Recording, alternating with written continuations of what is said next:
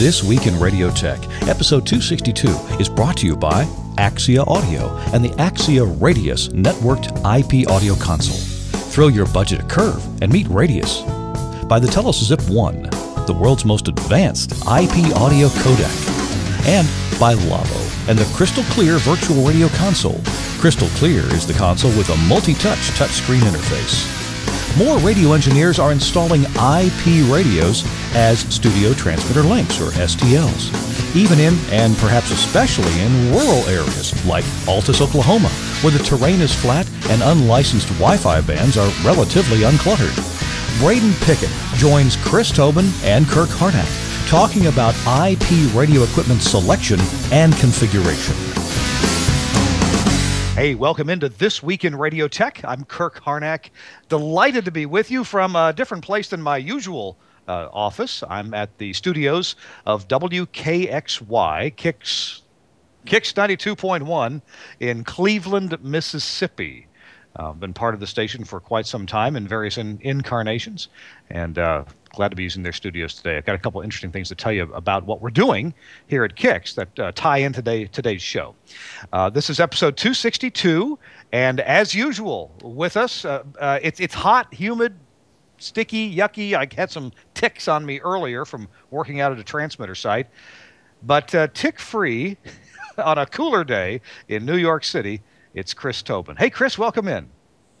Thanks, Kirk. Yes, I can honestly say I'm tick-free. And it is a cooler day and overcast here in New York City this evening, but other than that, it's really good. Having a good time.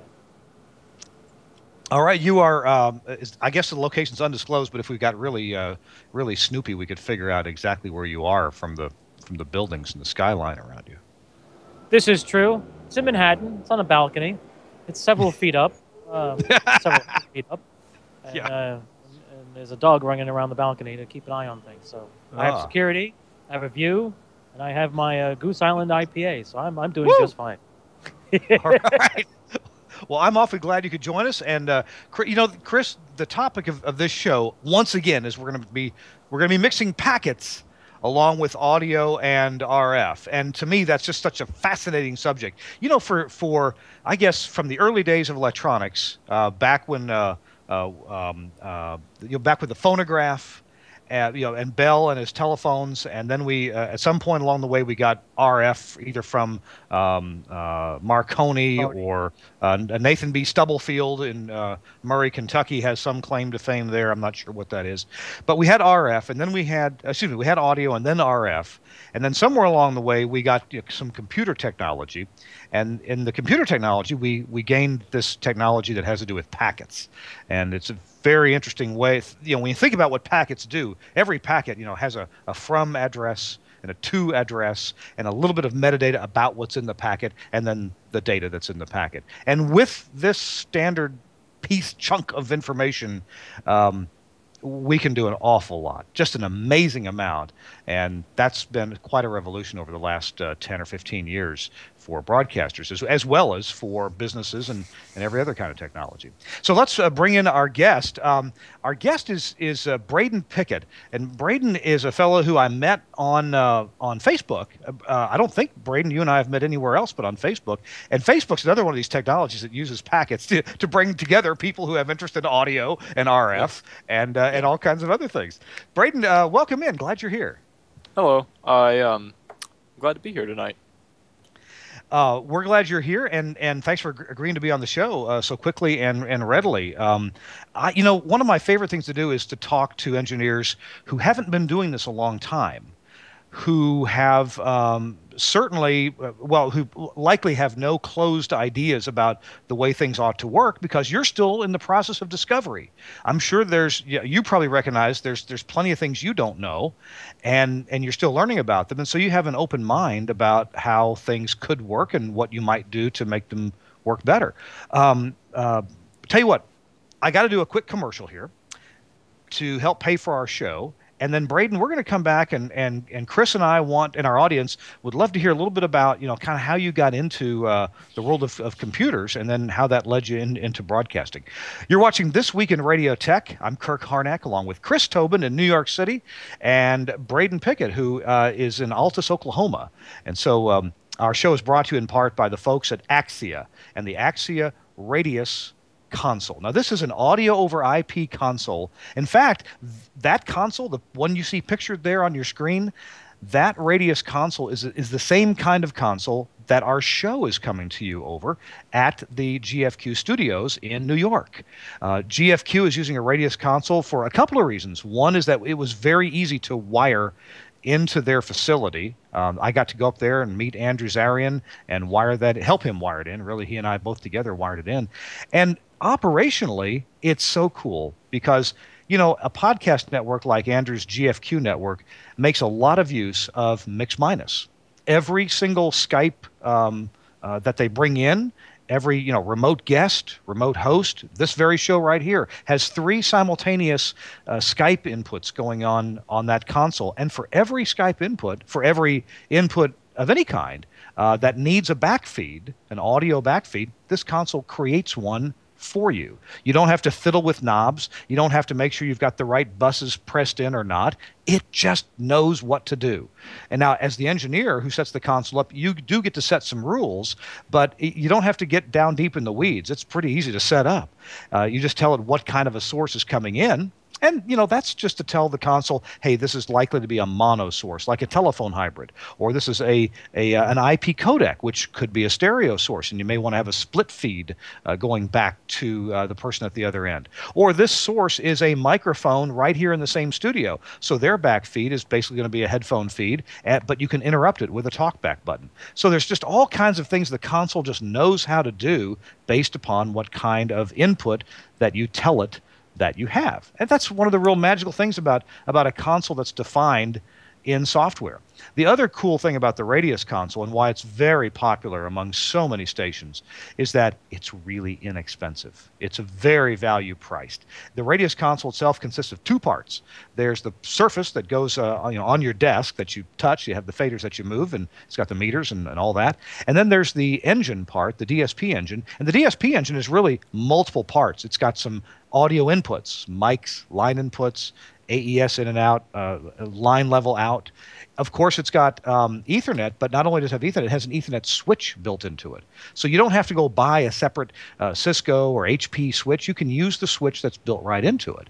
And the switch that's built into it, some of the ports offer power over Ethernet. So you can even power your Telos telephones with those very same ports. One cable, and you got power and data and audio all going to a Telos telephone as part of a Telos phone system.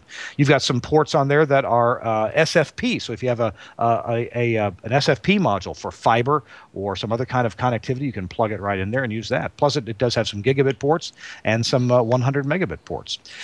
So if a small console that's AOIP that is affordably priced is interesting to you, I really wish you'd go check it out on the Axia website. AxiaAudio.com will get you there. It'll actually take you to the Telos Alliance website. From there, click on Axia and click on the consoles. And you'll see the Radius 8-fader AOIP mixing console. We have these at my radio stations in American Samoa as well. Here at this station, we've got the larger, the Element console. Actually, this is a 6-fader console. It's actually one of the smallest Element consoles you could have. And it's pretty old, too. This console is, it's almost 10 years old. And it's been just plugging along just great. All right, thanks to Axia at AxiaAudio.com for sponsoring this portion of This Week in Radio Tech. All right, back with Braden Pickett. Braden, why don't you just kind of give us a little fill-in on how you got interested in IT, and then how in the world did that lead you into an interest in radio? Well, I started out just like every other person my age. I was working with Windows XP and basically just figured my way around everything in it. And soon after that, I was probably 5th or 6th grade at the time, and I built my first Active Directory. My house of 5 computers, so it was pretty nice to be able to control everything. And things like deploying software. It was awesome to have Microsoft Office deploy by itself, and VNC, and and setting policies to get everything lined up and even.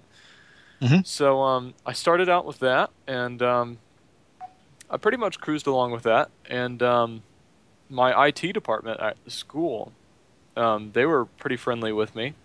and they would, give me surplus equipment and stuff that they didn't need anymore. And I had several switches at the time, and I would just use them to do, every mundane thing, bridge them all together and then use one port on them to go to one thing, so I didn't use them as a 48 port switch. I would just have them basically dedicated to do one thing. And after that, I pretty much moved sort of into radio. I started out as a board op at my hometown station here in Altus, KWHW.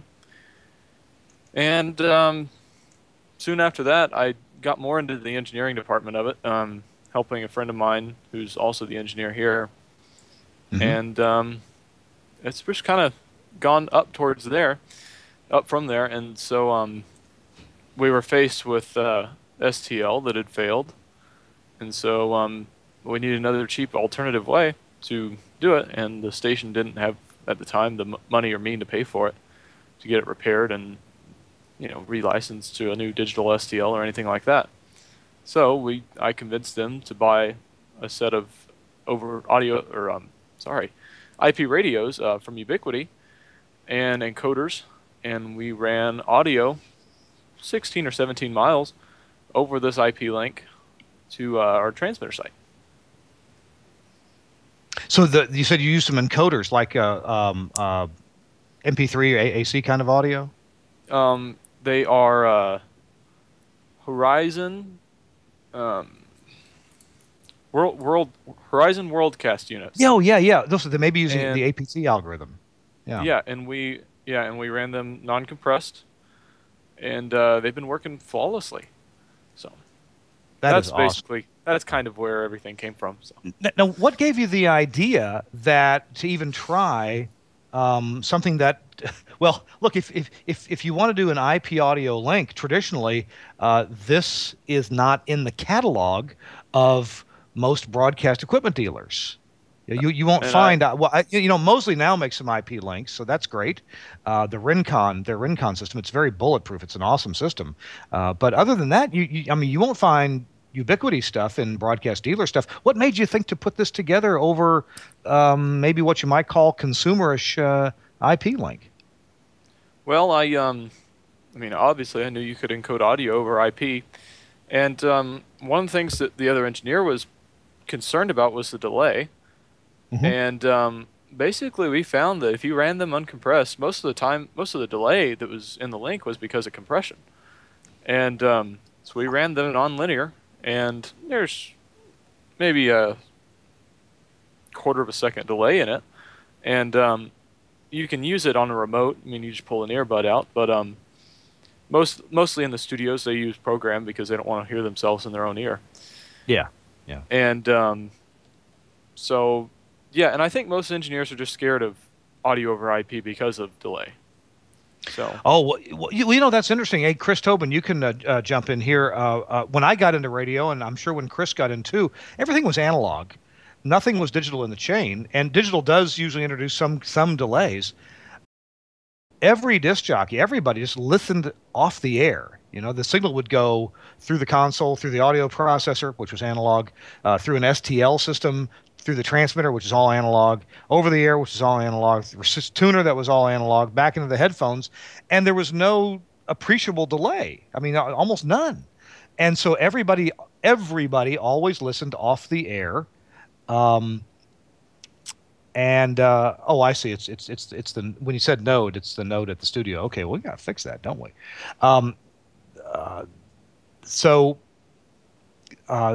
With no delay, that's what everybody got used to. Then we started introducing digital audio processing and digital exciters and digital studio transmitter links, and all those things added some delay. And after you add them all together, individually they're not so bad, but when you add them all together, then it started to become unusable in the ear. And then with so many stations going HD radio, well, obviously that's 8 or 9 seconds of delay, and you can't use that at all in your ear. You have to listen to program material with that.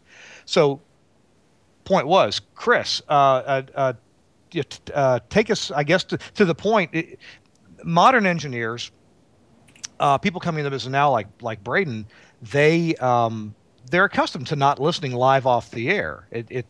that seems almost like a foreign idea, right, Chris? Well, yeah, I mean, if you've been in the business long enough, you remember those days of listening off air directly, and that was a novelty, and that's what you did. But as you pointed out, things have moved forward. You know, time marches on, technology evolves, and nowadays, you know what? If you don't listen off the air directly, that's not the end of the world because you're still. It's all about the conversation you're creating, the storytelling you're doing on the radio. So if you can't hear yourself off the radio, that's okay. It's not going to be the end of the world. But with the new stuff today, and Braden is experiencing it, is being exposed to it. I think it's the best time. It's great. Yeah, and it doesn't matter now if if before you had a an IP audio link, if you had some digital things in there, you might have a grand total of 10, 12 milliseconds of delay, and you could just about stand that. That wasn't so bad. But now when you got coded audio and packetization and all this, you're going to end up with some much longer delays. In fact, at this very station right here, actually, it's a sister station. We just located a second transmitter at our transmitter site in Mound Bayou, Mississippi, and this is the one where you've seen some videos of me on Facebook talking about putting in the Ubiquity link. Well, for Livewire and for almost any technology to work over an IP radio link, there's a lot of jitter in the IP radio link. And so you have to, at least in Livewire, use a standard stream that uses larger packets. It has more delay. And at the receiving end, there is a bit of a buffer built into it. You can set the buffer within some range, but there is some buffer. So you end up end to end with, even though it's not compressed, you still end up with probably on the order of 35 to 40 milliseconds of delay. Most of that due to the buffering at the receive end, because it's going to sit there and wait, make sure all the packets come in.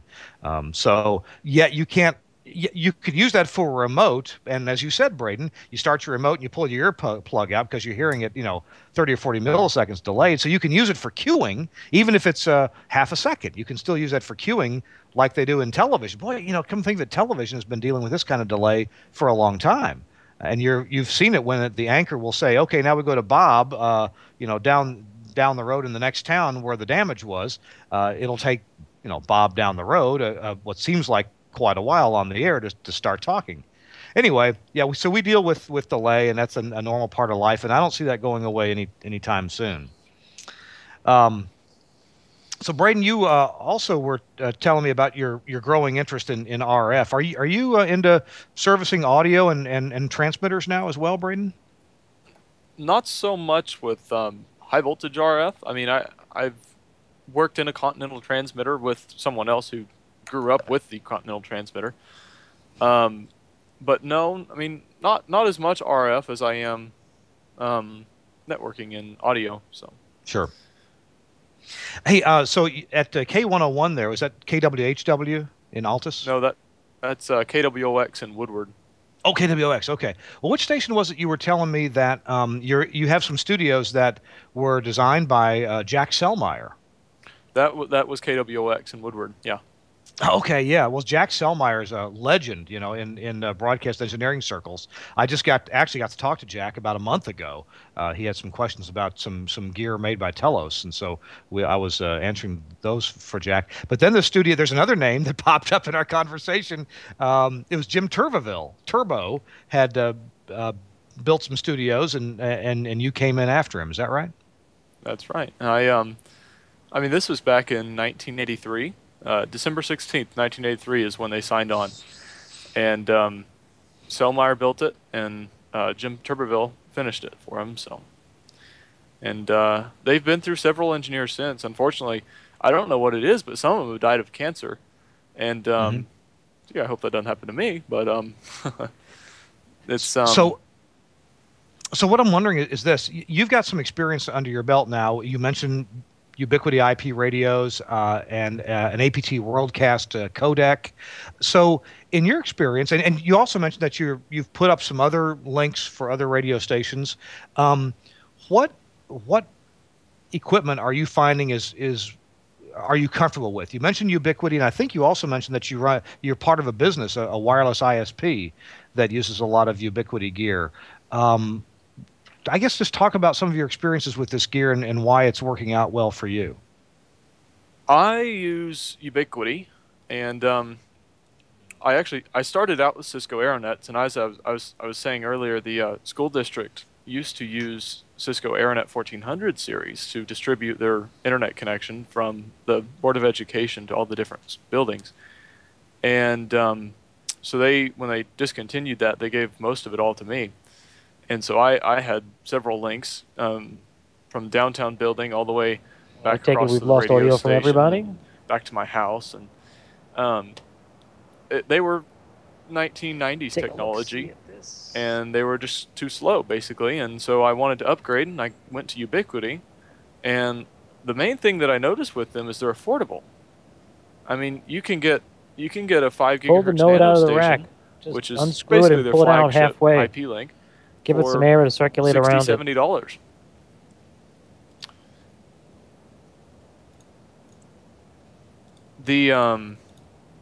The only problems that I've ever had with Ubiquiti products are lightning. I have had 2 rockets blow up, which are their carrier class backhauls, and once I started using their shielded cable from Ubiquiti, it's called Tough Cable. Never have had a single problem with it. Any idea what it is about the tough cable that has reduced problems? If you look at the Tough Cable, it has the carrier class at least. I haven't actually used just the regular Tough Cable Pro. Tough Cable Carrier. It has the anti-crosstalk divider, and then it has an aluminum foil shield, and the metal jacket, the braid, and then it also has a carrier. Let's see, what do they call it? The rip, not the ripcord, the ESD drain wire is what they officially call it. Yeah, And okay. they also make connectors that crimps to, so it just bonds your radio to the ground. And ever since I put those on the radios, I've never had a single problem. And lately, we've actually been having a bunch of severe thunderstorms here, and just straight over the mountain that we're on, and never had a single problem with it again. Talk to me a little bit about the link that I put up here. It's only 6 miles, and I'm using this little Ubiquiti NanoBridge M5. It's a 5 gigahertz link. Talk to me about link budgeting. How do you figure out which model or how big of an antenna that you're going to use? And how do you figure out if your path is clear and how high up your towers you need to go to get a good clear path? I know engineers know how to do this. They typically do it for 950 megahertz links, but maybe 5.8 gigahertz is a little bit different. Talk to me about planning. Well, 5.8 gigahertz is very you need line of sight for 5 gigahertz. 2.4 would bust through something. Excuse me. 2.4 would bust through buildings a lot easier, and trees and all that kind of obstacles much better than 5 gigahertz will. And so yes, there is a lot of lining up and figuring out exactly where the sweet spot is. And Ubiquiti's come up with a very good way to do it. And they have a utility that you run on their radio that has a beeper built in. And the higher the frequency, the better the signal, and the frequency that it beeps at. So that's mainly how I would align them. They've got air. I think it's air. It's not AirView. It's I'll think of it. I'll think of it in a minute. It's it uses Google Earth data. Yeah. And you put your location of one radio in, you put your location of another radio in, and it tells you how high you need to be, and shows you what speed, what theoretically you would get out of it. So. Hey, I just found this. I used this site myself to plan this link. It's airlink.ubnt. Yeah, airlink.ubnt.com. And you're right. You have to have the Google Earth plugin for your browser, but once you got that, it makes it really easy to plan the path. Yeah. And in terms of what products you want to select, the highest product that I've ever used is the Rocket, and I've used both the Rocket and the Rocket M Titanium. The Titanium has a GPS feature in it, so you don't get the let me see what else they call it. It's crosstalk between other 5 gigahertz radios on the tower. They call it, let's see. Oh, where is it at? No, that's not even the right page. No co-location interference. And Okay. with that GPS, it will actually sync the bursts on all the radios. I mean, if you have 2 rocket titaniums on a tower, it will Mhm. sync them to where they both transmit at the same time and aren't picking up different bits of data. Oh, so they're not hearing each other on the same tower, and Correct. interfering with each other. Okay. Okay, that's interesting. Correct. I didn't know that. And another feature on those, they have a gigabit interface. And all the standard rockets do just have 10100 interface. Uh-huh. Um, Okay. and let's see, the I get all my names with these mixed up because they all start with like a, air and then blank, and they're Yeah, air this and air that. Yeah. um, Marketing. it's basically with distance. I mean, it's distance and throughput. So with a rocket dish, I mean, you could easily go 30, 40, 50 miles and without a problem with 5 gigahertz. And I mean, you'd be pretty flaky with a nano bridge with what you could get on throughput with that. And recently they came out with a nano beam. I'm not too impressed with that.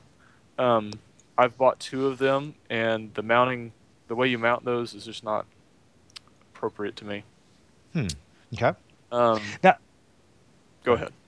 oh, well, it seems like one thing that's attractive about most of the Ubiquity stuff is it's inexpensive. And so, Chris, you can probably chat about this because I know you've dealt with some pretty expensive radios as well.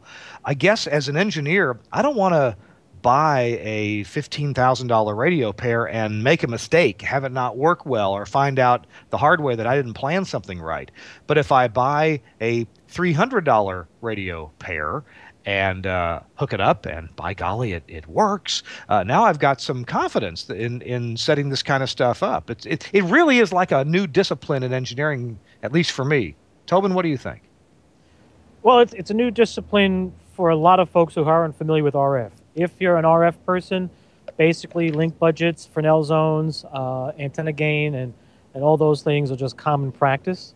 And there Hmm. are tools, both Ubiquiti offers them, so does the other manufacturers of some of the higher priced 5.8 gig links. And if you use the tools and understand all the different parameters, you should be able to create or build a link that's functional, whether it's the lower end price or a higher end price, like say Redline brand, and where they have carrier class technologies and all kinds of stuff. But both systems use the same technology. It's just how they design it. And the Ubiquiti stuff is really robust. I mean, it's an IP67 standard outdoor enclosure design, so you could get away with a lot. And the nice thing with the Rocket, the entire transceiver is in the palm of your hand with an end connector on the top of it, so you can get yourself any size antenna you want for the link you're trying to create. So it's you got a lot of choices. You can go high end or low end and still get the same results. The trick is just the link, understanding what you got, how the heights and locations. Chris, it's something I still can't wrap my brain around because I began with so much traditional broadcast technology, is if you look at a traditional broadcast STL transmitter, a 950 megahertz STL, and that's not quite microwave frequency. I mean, it's close to a gigahertz if you count that as the beginning of microwave. But a 6 watt, 8 watt, 12 watt STL transmitter, it's a heavy device. It's got a big power supply and a strip amplifier in there, and it just seems like it's expensive and typically well made. I'm not saying that they're chintzy in any way. They're very well made, and they put out a bunch of power. And you hook this power to typically a half-inch coax or bigger, and then you go up your tower to a Scala or a Mark antenna, and it just seems like a lot there to get this signal out. And then you buy Ubiquiti or some other brand. The ones that I have are these little dish. It's not but a little over a foot in diameter, and the entire radio is in the feed horn, the whole Ethernet interface, and the RF parts, and even the antenna is just 2 little pieces of wire that come out of the circuit board. They're cut to the right length, they're set in the right place, and my brain says, how can this work so well when I spent years and many, many, many thousands of dollars on 1 gigahertz links that were analog or perhaps digital? Chris, has this ever bothered you? I'm still wrapping my brain around it. No, it doesn't bother me because I'm an RF nut. So it's like for me, it's just higher the frequency, the smaller the components. The technology Yeah. has shifted such that those traditional, we'll say the PCL 505, 606s, the Mosley links that are 950 megahertz could easily be built in a package probably half the size of what they are now. You have to also remember back in the day when you and I were starting out as mere techies, engineers, whatever you like to call it, the technology it was state of the art. Those Mosley boxes, the TFT boxes we're all familiar with, and the Martis, that was state of the art, and that stuff was as miniaturized as it could get it then. As time has gone on, miniaturization of RF components has been astronomical. I mean, fractal antenna design is what they use in cellular phones. Those little whiskers of wire you're using for your 5 gigahertz link, it's based on fractal math, and that's how they make these antennas now. So what we are accustomed to, the large antennas, some of them can be shrunk down to small little PC board type stuff. Matter of fact, most of the cars today, if you know that little shark fin on the rooftop or maybe the trunk of your car, that's a fractal antenna. That's how they get all the multiple frequencies that we received in there, from satellite radio to AM and FM. Wow. It's pretty cool. Wow. Gee. Hey, you're watching This Week in Radio Tech or listening. Glad you are here listening or watching. It's the show that we do every week where we talk about broadcast technology. And on this show, Chris Tobin and I are talking with Braden Pickett. Braden is an 18-year-old young man, is very interested in engineering, and he's got a lot of good IT experience under his belt, and he's been getting into radio for a time now, and especially excited about IPSTLs. So that's what we're talking to Braden about. Our show is brought to you in part by my friends at Telos and the Telos Zip 1 IP audio codec. This thing is just freaking amazing. We were talking about a lot of stuff in a small box. The Zip 1 actually has several different personalities, several different things that it can do. One of them would be you could use it as a studio to transmitter link. And you can, because the beauty of IP technology, you can use any link that that has reasonable performance, whether it's the public internet. One of our guests, Dave Anderson, is doing that to a bunch of his actually all of his transmitter sites using public internet to get high quality audio, program audio to the transmitter sites. You can use IP radios, as we've been talking about on this show. You can use a combination. At some places, you may not be able to get wired public internet close to your transmitter site, so you bring it as close as you can. And you put up a pair of IP radios and you shoot it the last 4 miles from, wherever the nearest place is that you have public internet. That's another way to do it. You could use satellite internet. There are people doing that. Now, the Zip 1 is also appropriate for doing something a little more pedestrian, like remote broadcasts. And the reason why the Zip 1 is good at remote broadcasts is because it's easy to use. For the remote broadcast technicians, personnel, the talent that goes out to a remote broadcast, they don't have to know IP addresses. They don't have to, know an IP address and a port number to dial home, to dial the studio. In fact, there's a video on the Telos YouTube channel that shows a young man, and he doesn't even know how to dial a Zip 1. He plugs it in, and it dials the last location to which it was connected, which is always the studio. And when he's done, he doesn't even unhook it. He just pulls the power on it. Amazing. And it works every single time that he's gone out and set up a remote for Lightning 100. Look for the Soul Shine Pizza Lightning 100 video on the Telos YouTube channel, the Telos Alliance YouTube channel. It's amazing. It works well over 4G wireless systems like Verizon, T-Mobile, Clearwire. Works great over those types of systems. It does do Wi-Fi. You can plug a Wi-Fi stick into it. I believe it comes with a Wi-Fi stick. And so you can hook it up that way. We do recommend using a wired connection whenever you can.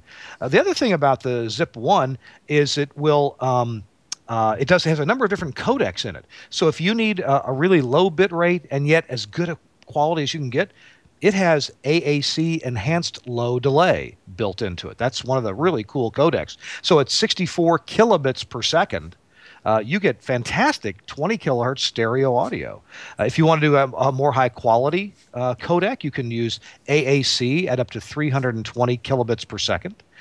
If you want to use aptX, we were talking about the aptX codec earlier. That's an optional codec in the Zip 1. You can even do linear audio too. You can just send linear audio formatted nicely. It'll go across the public internet or across your private link.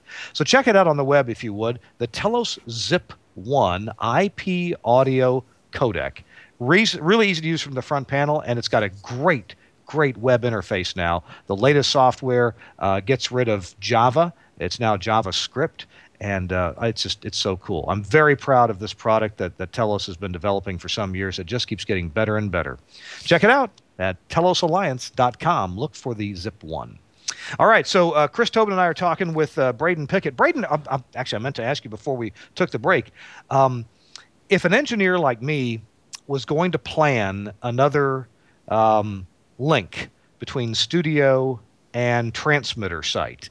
And let's just imagine I'll give you a real world situation. From the very studio I'm at now, I would like to end up going 23 miles to a tower site that has no chance of getting public internet. It's way out in the sticks. What are some things that I need to think about regarding disk size and gain, or where do I need to start in considering getting? Well, let's even talk about LiveWire. Getting a really solid link out 23 miles away. Okay. Let me preface that. Do you have the ability to get a license for 950 megahertz? Yeah, we could do that. Okay. Ubiquiti makes their AirMax Yagi antenna, and they make it 900 megahertz. You can mount that to a pole with a let me see. Make sure that we can get... Yep. Okay. And then, upon that, I would recommend that you get a Rocket M with the... Rocket M. Did they make the titanium? Did they make a titanium M9? Okay, they don't make a titanium M900. However, if you do... just like I said earlier with the shielded cable... it's probably unlikely, if it's way out in the sticks, that there won't be any other 900 megahertz radios on the tower, correct? Right. Now, so what's the benefit of the 900 megahertz band for us? You said it was 27 miles? Or 23 miles, yeah. Now, we do have, I did a path study, we do have line of sight and Fresnel zone clearance. So there's... Okay, well, go ahead. In that case, well...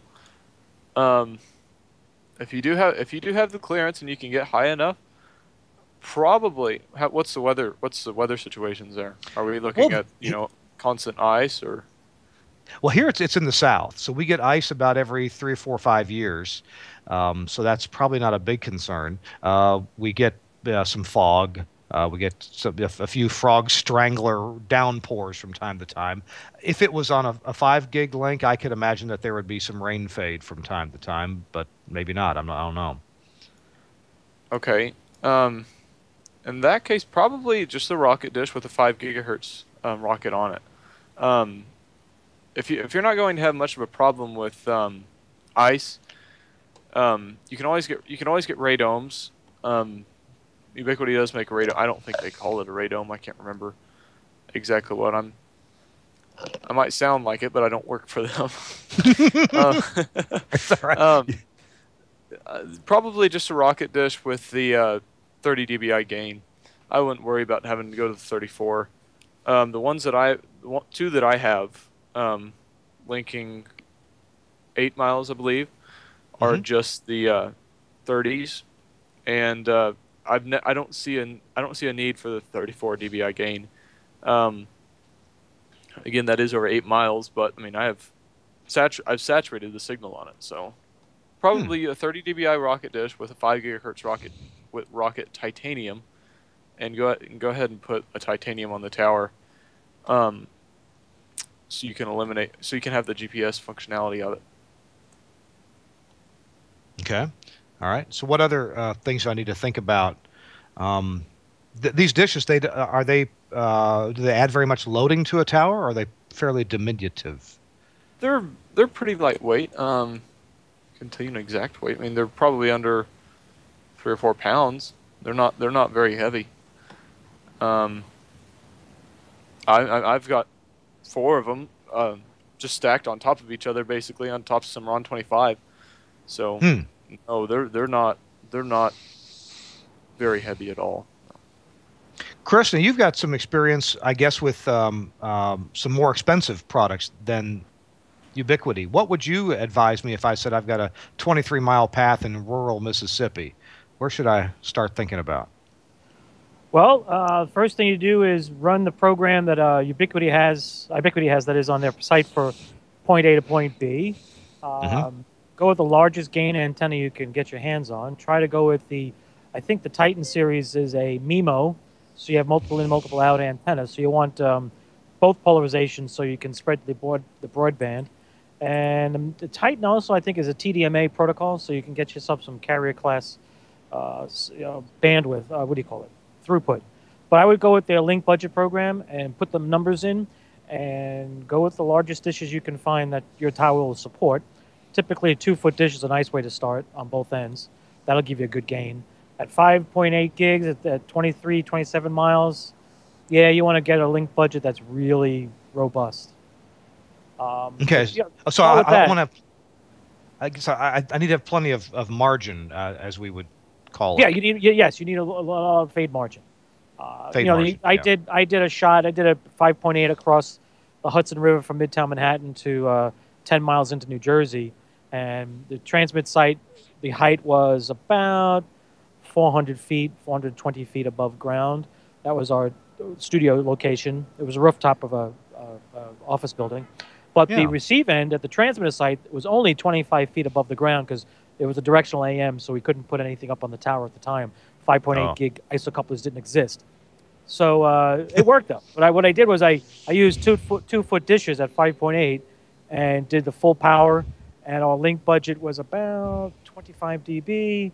And no matter what the weather conditions were over the period of 9 years, we never lost the link once, nor did we ever get into the danger zone of the RSSI. And we ran, what did we run? I think it was 100 megabits across that. It was a 12-mile run, but it was overkill. But it was reliable, it was needed, and it worked. That was 12 years ago. Stuff has improved considerably since then. Hey. And it was only a Mhm, single mhm. polarized antenna. It wasn't MIMO. Ah. So Okay. Hey. So, Braden, I've got a question. When I first got these Ubiquity radios, I really didn't know, and I guess I really still don't know. I set them up to be transparent, to just transparently bridge my network out to the transmitter site. So I didn't know. Okay, each of the radios has an IP address, so you Right. can access it. And I made them IP addresses that are on that same network. I don't know that they had to be, but I gave them, that network's IP numbers that would work. And I wanted the gear at the transmitter site to just look like it was on the same network. Is that the normal default, or what are a couple of my options for if I wanted the foreign network to be on separate IP addresses? Could I do that too? Well, it would depend. It depend on the situation. I mean, if you have a WISP, and you need every client to have their own network. I mean, and you don't want to have clients with backfeeding DHCP into your network, obviously. Right. And is what I had always set them up to do. Any client would be in Soho router mode, Mm-hmm. and that would isolate them from the rest of the network and also act as a DHCP server on the LAN side. So they could plug their router in and it wouldn't mess with it. That, or they could just get a Pico station or another access point down in their house. Okay. Um, Okay. in terms of carrying everything, no, you don't have to be on the same sub. Your IP of the radio doesn't have to be on the same subnet if it's in WDS Transparent Bridge. Okay. Okay. Yeah, I noticed that's the mode I put in. They call the WDS transparent bridge. Now, we've mentioned a couple times here that I'm extending LiveWire out to a transmitter site, and to me that's kind of like the ultimate in performance. If you can get live wire clocking and everything to work great at the transmitter site, you've got a pretty transparent and probably robust IP link. If, for example, I couldn't get that to work, hope would not be lost. It would just mean that if I wanted to stream linear or coded audio to the other end, I guess the dirty little secret is the clocks of the two devices. If I've got a codec at my studio and a codec at the transmitter site decoding that, their clocks aren't necessarily the same. And once in a great while, you're going to have some sample slipping, and you may have some kind of a glitch in audio here and there. Whether you could hear it or not it depends on the manufacturer and how well they cover such things. But with LiveWire or any other AOIP, studio type system, your unit at the transmitter site is going to want to be slaved to the clock at the studio, the one the transmitter slaved to the studio, so that they have exactly the same clock. So you never get any sample slipping ever, because they're essentially running on the same clock. So I guess my point in all that is, if you're and Braden, you correct me if I'm wrong, and Chris, you might want to chime in too. If my understanding was, if I'm want to run the Ubiquiti radios pretty much in their default mode. They got all kinds of error correction turned on. And they've got this time slot stuff turned on to make it seem more TDMA.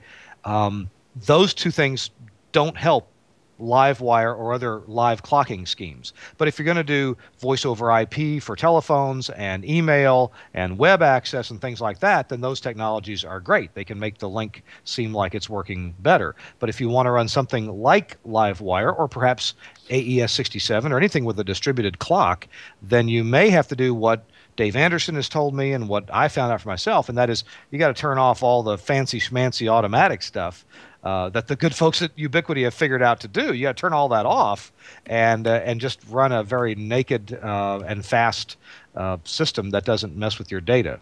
Braden, have you found that to be true?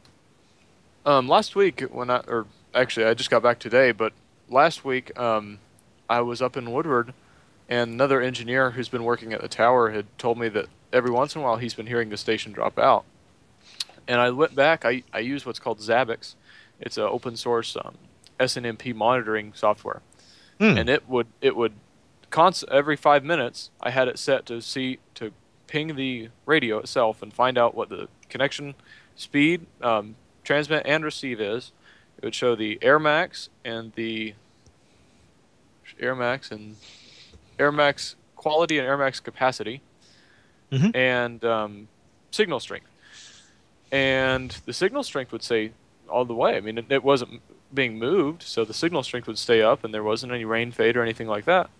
Right. And he just kept saying that it would drop out for 5-10 seconds at a time and be fine. And what I found was the APT Horizon boxes are two-way encoders, so they encode left and right and then decode left and right and send it both ways. Yeah. So there wasn't any audio being encoded at the transmitter. We were just using it as a one-way STL at the time. Right. And he just said it was dropping out for 10 seconds, and when he looked back on the APT logs, it would show that the APTs actually lost connection to each other. Okay. And so then I did some further looking into Zabbix, and I would see that the air max capacity would just jump to 0. Couldn't figure out why. And my horizontal and my vertical signal strength was absolutely fine, no problem. And I just turned off air max to give it a shot, and it's been running 260 megabits absolutely fine, no problem. Gotcha. Yeah, and I remember that the Air Max. It's some great technology, but it's not necessarily appropriate for persistent, consistent, never a break. There's never a break at all in the packets streaming from one place to another. Chris, you've dealt with some different radios. What have you found, generally speaking, about their settings to make live audio work? Same thing. Turn off a lot of the features that I'll just call error correction. You got to remember, they're working in a world of bursty data, very short, bursts of streams of data back and forth, and that dropping out for a few seconds, if it was cyclical, most likely was probably the boxes resetting, the AirMax app or the AirMax protocol is probably resetting itself or resyncing. and that's why you get the interruption of the audio. I had a couple of products do that years ago with a couple of links I was playing with. I'm like, why is this happening? And it turned out that the software was designed to it counts, clock cycles for something within the box. They won't tell you what, and it would just reset, split-second reset. But in continuous or persistent audio, that's a dropout. So that's probably what happened. If you turned off the AirMax protocol or AirMax feature, odds are that's what it was doing, was resyncing itself. Gotcha. Yeah, yeah. And I'd always, at working for Telos, we'd always been told by our customers who had made these IP radios work was that, yeah, you got to turn off all the error correction, anything fancy in there. And I was reading up on the Ubiquity radios that I had about the AirMax feature, and oh my goodness, they've put a lot of effort into this. This is a really cool technology to just help everybody in a multiple user environment work well, work consistently, and it handles a lot of functions automatically. But it's really no good for LiveWire and maybe for other persistent, consistent streams. It's great for bursty data and optimizes everybody's usage there, but not as an STL, not as a replacement for a piece of wire between two places. And then I confirmed that with Dave Anderson, who was on our show a few weeks ago. He said the same thing. Yeah. So your 23-mile link, you're going to need to really make the RF section robust. Yeah. Since you're going to be turning off a lot of ahead that you'd be using to correct any issues. Yeah. Okay. Got to give that some thought. Well, and one of the interesting things about these radios is they've gotten so cheap that you can afford to have a backup. Just buy a whole second system. The expensive part of any of these radios is the labor in putting them up and tying down cable and getting surge suppressors and doing all the actual work of putting them up in a robust way that a broadcaster is going to want to do. Yeah. Oh yeah. Well, the nice thing is because you can mount the transceiver behind the antenna, you reduce the issues with losses in the cable and the RF between the antenna and the transmitter. So that's a good thing. And then what you do is you make up for that with the shielded twisted pair static drain cable. I forget what the Ubiquity calls theirs, but basically you do what the phone company used to do with their wires they would string from pole to pole. And you shield it, you ground it properly, and then you're off to the races. But yeah, you go with large antennas though. This brings up a good question, and Chris, you may know the answer. Braden, you may know. So usually, now as you mentioned, it's Ethernet from some port on a switch up to the radio. Actually, you're probably going to go through a PoE injector and then go up to the radio. The PoE injector, though, is passive except for adding that power. Point is, with Ethernet, you do have a limit on the copper of 100 meters, 328 feet, and all the timing protocols built in are have that in mind. You might go a few extra feet, but what if I've got to put my Ubiquity or other IP radio, let's say 550 feet up the tower, significantly more than 328 feet? Now, Dave Anderson addressed this. He said, well, we run fiber and then we inject power, convert it back to Ethernet and inject power up the towers. Then you've got a run of 110 volts up there, I suppose, or you maybe got a run of 24 or 48 volts going up there. Braden, what do you do if you got more than 328 feet to the radio? Well, if Mr. Sellmeyer was here, he could tell me exactly what I would do. He's a good man. He would know. The Omnicom tower, which is where K101 and all the sister stations and TV and several lease people who lease space on there, it's a 1,204-foot tower, and there are platforms at 960, 670, and 760 and 650 foot on the platform. So I put my rocket dish probably 10, 15 feet below the bottom platform, which is more than high enough on that tower. And I ran their Ubiquity's tough cable up the tower to a enclosure where previous tenant used to actually have a, I don't know exactly what the system's called. It was a farming, some kind of farming GPS location thing. I'm not absolutely positive what it is.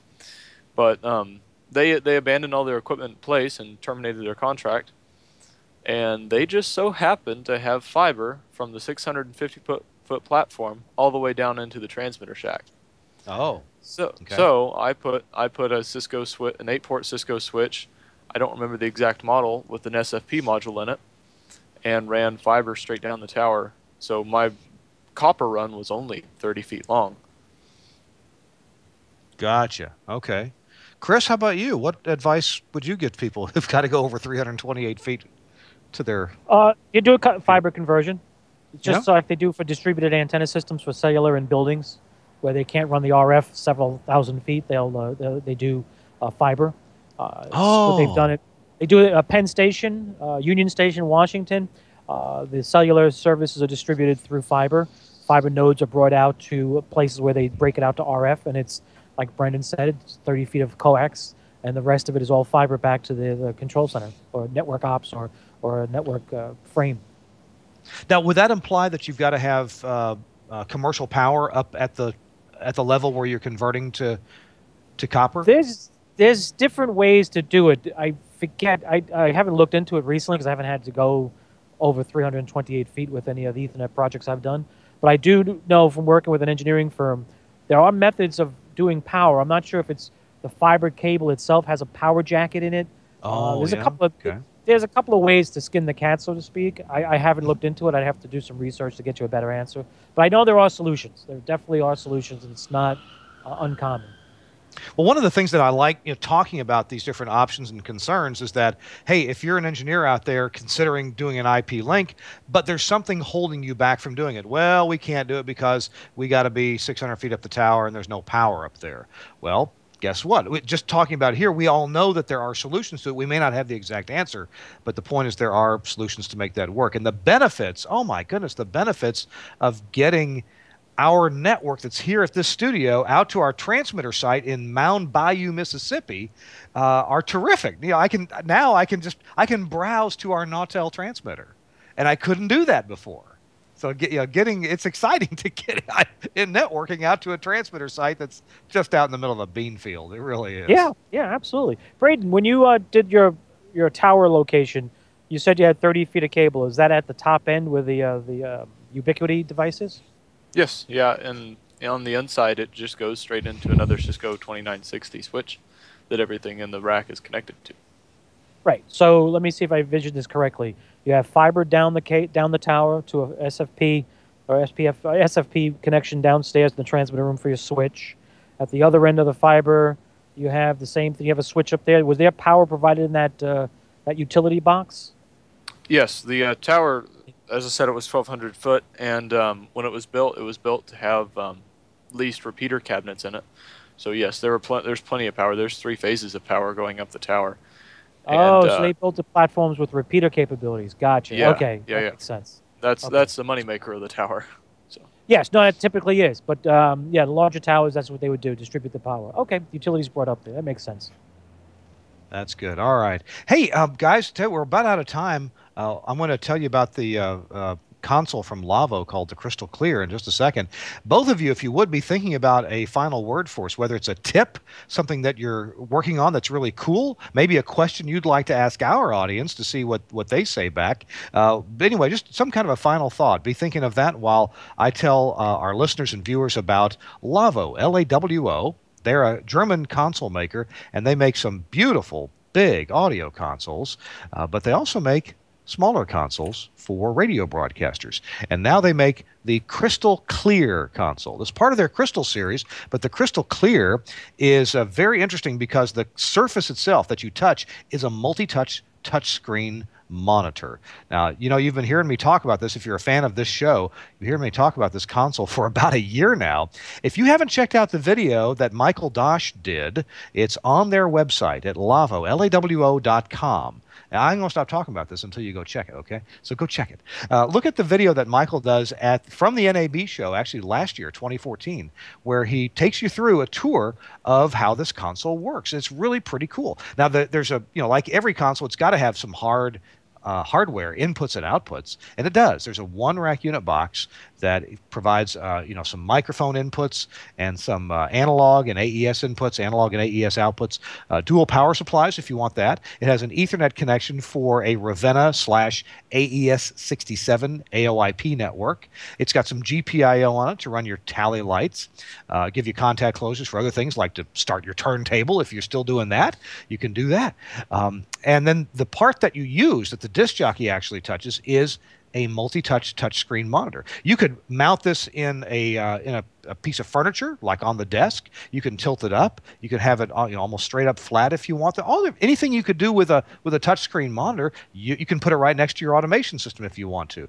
Might be a bit of a reach. You might want it closer. All kinds of ways that you could do this, limited only by your own imagination and what you think is appropriate for your particular broadcast operation.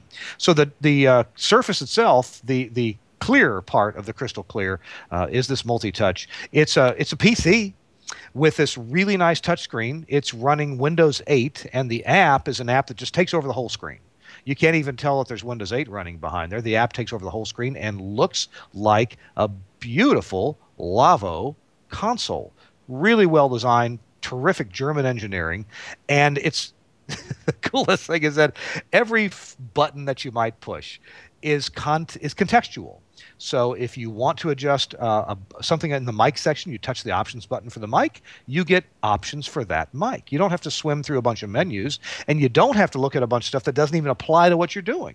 Now, like many software-defined consoles, the Lavo Crystal Clear does automatic mix minus. It does talkback to people who are on headphones or people who are remote. It does all the normal stuff that you'd figure it does. Built-in time of day clock that's NTP synchronized. Beautiful PPM stereo meters. Linear faders right on the console for your monitor volume and your headphone volume. You want to check this out. It's very cool. It is AOIP. And it's made by the folks at Lavo. The website is Lavo, that's LAWO.com, LAWO.com, and look for radio products and look for the Crystal Clear console. And what I really want you to do is check on that video. There's a link to it right there. You see in the upper right corner. It's Michael Dosh giving you a tour of how that console works. Thanks to Lavo for sponsoring This Week in Radio Tech.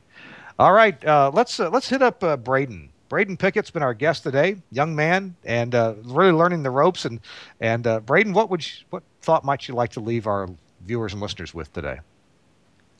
Well, if you need cheap and affordable, well, I shouldn't say that exactly. Cheap, affordable, and solutions that work to send IP audio over long distance, go to Ubiquiti. I mean, you can always find something that you, even if it's not the right product for you, you can always find something you at least want. And the possibilities with Ubiquiti are pretty much endless. I mean, if you can make a hop, then go for it, and just see what you can do. You need something to experiment with, and if it doesn't work, it's $300, or less. Some of their products are even less than that. And you bring up a good point. I always wanted to learn about routers. I always had an interest in, okay, what does a router do, and how can I make it do something cool for me? So, in my junk box, I probably have 10 routers, and they're all cheap. Until I went around and finally got a good MikroTik router, and I love that thing, and it hasn't failed, and it's still inexpensive. But that's a good point. Buy some gear, try it out. Make a test from your house to your neighbor's house or down the street or from, wherever it's convenient to get two dishes or antennas to point at each other and just play with it. Yeah. And you speak of routers. I've got a Ubiquiti Edge router, and I've run it for a year and a half now, and no problem. It makes all kinds of nice little graphs. I don't think I can share the screen with you, but this is like the main interface for it. It shows really nice interfaces of my inbound and outbound bandwidth. Yeah. It's got all the interfaces here as well as VLANs, and it's really good. It's a really easy way to get control of your network. So that's my little Ubiquiti spiel for the night. Probably for the month. I've learned a lot. Actually, I'm glad you said this. I mean, even though it sounds like a commercial for Ubiquity, maybe we should get them to sponsor the show. Oh, maybe. Is if you go to their website, they have a lot of learning, tools and information to learn about. And I love that the tool we mentioned earlier. What was the website for that? Airlink. Airlink.ubnt. Yeah, Yes. airlink.ubnt.com, where you can look at your path. And just by the way, it'll work for any path. I mean, if you want to look at a 950 megahertz path, you can use the same website. It's geography. So Yeah. And another thing I would probably add on to that, I didn't talk about it much tonight, but Zabbix. It is a open source monitoring service that uses yeah. SNMP, and I know we're kind of short on time, but if you're interested in that and you need something that can make really nice graphs for you, if you have like online UPSs, most of them support SNMP protocol, and you can get a notification to your cell phone whenever power's lost somewhere, whenever a voltage is low, temperature's high. I mean, there's all kinds of sensors that you can add to Zabbix, and it's all open source. So I mean, if you know how to experiment with it, go ahead and experiment with it, because I mean, this is a future of technology, and it's ease of use basically. How do you spell that? Zabbix. I see. I wouldn't have gotten that right. Zabbix. Yep. Zabbix what.com, org, do you know? Let's see. It's .com. Yes. Okay. All right. Cool. All right. Good tips. I got that written down. I'll check it out later tonight. Chris Tobin, have you got a tip for us before we have to leave? I'm going to go with two tips. One, if you're doing a 5.8 link, definitely look at the antenna side of things and give that some thought. There are many options. Radio Waves is one of the manufacturers of pretty decent parabolics at 5.8. They're designed for outdoor use, and they work really well. And the other tip is a friend of mine who does voice work was asking me about using his iPhone with an application that he could record stuff, track audio, and then FTP it back to a studio. So I found this pocket record pad, which I thought was pretty cool. And I just realized it's handy for folks that are doing news and sports. So if you're a station that has the FTP capabilities locally, and you have reporters and sportscasters and whatnot need to get audio back, this might be something to consider, because the microphone on the iPhone is quite good. So if you're not using a plug-in mic cable, the mic itself is not bad. And I just used this week to record an ad hoc group of kids going through a tour of a studio, and they were singing with the studio producer. And I FTP'd it back to the guy. He's like, I can't believe it. It worked perfect. So oops, the screensaver. But I just thought I'd throw that out there for those folks that may be looking for something that, or maybe someone may have requested, hey, I need to record stuff on my iPhone. I can't carry a recorder.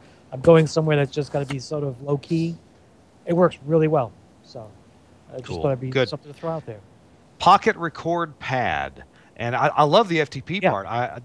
It seems like a few months ago I was tasked with finding some Android software that does the same thing, and I found some. And you know what? Hey, if something costs $2 or $10, if it works, it's worth it. So don't be afraid to spend a few bucks on an app if it does what you want. But yeah, you can even format the name of the file, so you FTP it right up to your station's FTP server, and then from there, it could be grabbed automatically by your automation system, plugged in on the air. So you can easily do a remote broadcast with something like that. Oh, that's exactly how this was put to use. Yeah, it was exactly the same thing. Yep. Good deal. Good deal. Hey, gentlemen, thanks so much. Braden Pickett from Altus, Oklahoma, thank you for joining us, especially on short notice, and sharing your experiences with us. It's really been enjoyable to have you on. Thank you, Kirk. I always look forward to seeing videos on the TELUS Alliance YouTube page, and I was hoping to make it to NAB show this year, but I was actually still in school, so I couldn't get out for that. Another good show to go to is the Texas Association of Broadcasters. They have a really good show there. Big. Yeah. Yeah. You know Patrick Roberts, correct? Yes. Okay. He's invited me to go to the OAB convention that they do at the Cox Center, and I thought about going to that, and I just couldn't get away from Altus long enough to do it. So yeah, I'll try to do something with broadcast conferences this coming year. So. Well, I hope to see you in person sometime soon, and if not, we'll see you again on this show and on Facebook. Thanks for your postings there. Chris Tobin, you're available at support@ipcodex.com if people want to tap into your expertise. Absolutely.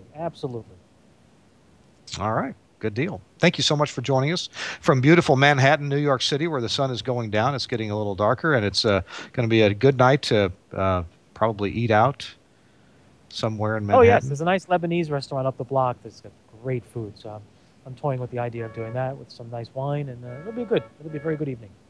I'm probably going to McDonald's, but hey, I'm in Cleveland. I'm in Cleveland, Mississippi. Actually, we're you know what? We're going to go to Catfish Cabin and get a steak. So I will have something like that. So, Nice. all right. Thanks so much for joining us, folks. Thanks to our sponsors, Lavo and the Crystal Clear console, also Telos and the Telos Zip 1 IP codec, and from the folks at Axia and the Axia Radius console, the console that is producing this very show right now. And thanks again to also to Suncast and to Andrew Zarian, who are producers of the show. I think Suncast was producing the show tonight.